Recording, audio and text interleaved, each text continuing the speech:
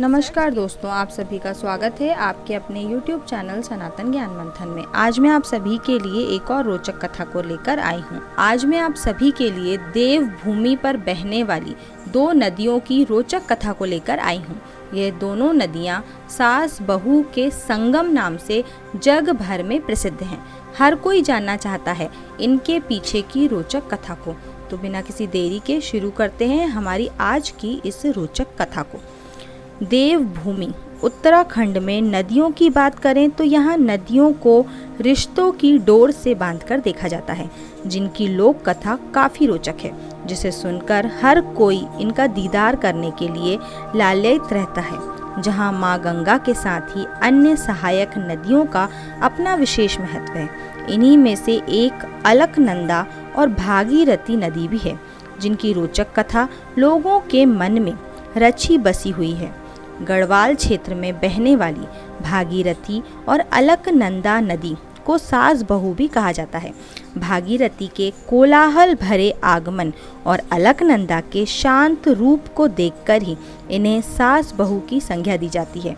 वहीं भागीरथी और अलकनंदा नदी देवप्रयाग में मिलकर गंगा बन जाती हैं। भागीरथी नदी के रौद्र रूप को देखकर उसे सास और अलकनंदा के शांत स्वरूप के कारण उसे बहू कहा जाता है। इससे यह सीख देने की कोशिश की गई है कि यदि बहू सर्वगुण संपन्न है तो बहू सास से माँ जैसा वात्सल्य व्यवहार पा सकती है।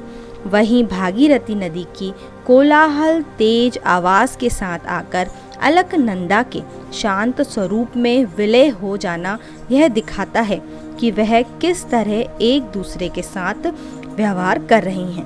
और साथ ही यह भी कहा जाता है कि बहू चाहे तो सास को अपने शांत स्वरूप से अपने मन में जगह बना सकती है।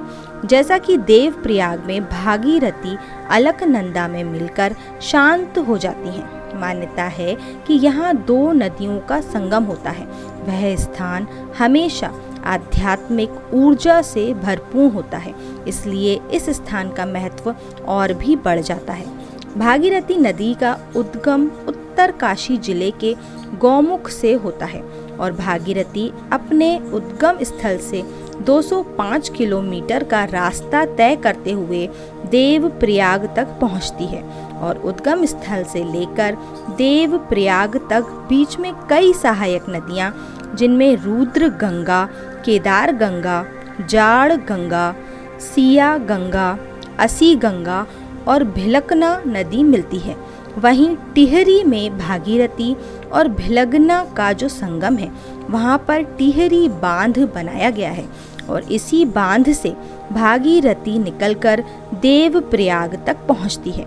वही इतिहासकार बेनी राम अंथवाल का कहना है कि नदियों को अलग अलग मान्यताओं से देखा गया है। अगर धार्मिक और पौराणिक मान्यताओं के अनुसार देखा जाए तो भागीरथी आवाज़ करते हुए देवप्रयाग तक आती है और अलकनंदा शांत होकर देवप्रयाग तक पहुंचती है, जिसका मुख्य कारण है कि उत्तरकाशी जिले के गौमुख से देवप्रयाग तक घाटी होने के कारण पानी का बहाव बहुत तेज होता है, जिस कारण तेज आवाज़ के साथ नदी बहती है। अलकनंदा नदी चमोली से चौड़े क्षेत्र में बहती हुई आती है, जिससे पानी का बहाव समतल होकर बहता है, जिसमें आवाज़ नहीं आती। इसलिए अलकनंदा को बहू और भागीरथी को सास की संज्ञा दी गई है। तो आज के लिए बस इतना ही दोस्तों। हम कल फिर मिलेंगे एक नई कथा या फिर रोचक जानकारी के साथ। अगर आप सभी को हमारा ये वीडियो पसंद आया हो तो इसे लाइक करें व ज़्यादा से ज़्यादा लोगों के बीच में शेयर करें। और हमारे हिंदू धर्म से संबंधित कथा व रोचक जानकारी के लिए सब्सक्राइब करें हमारे YouTube चैनल सनातन ज्ञान मंथन को और फेसबुक पर फॉलो करें हमारे पेज को। अब हमें दें इजाज़त। धन्यवाद दोस्तों।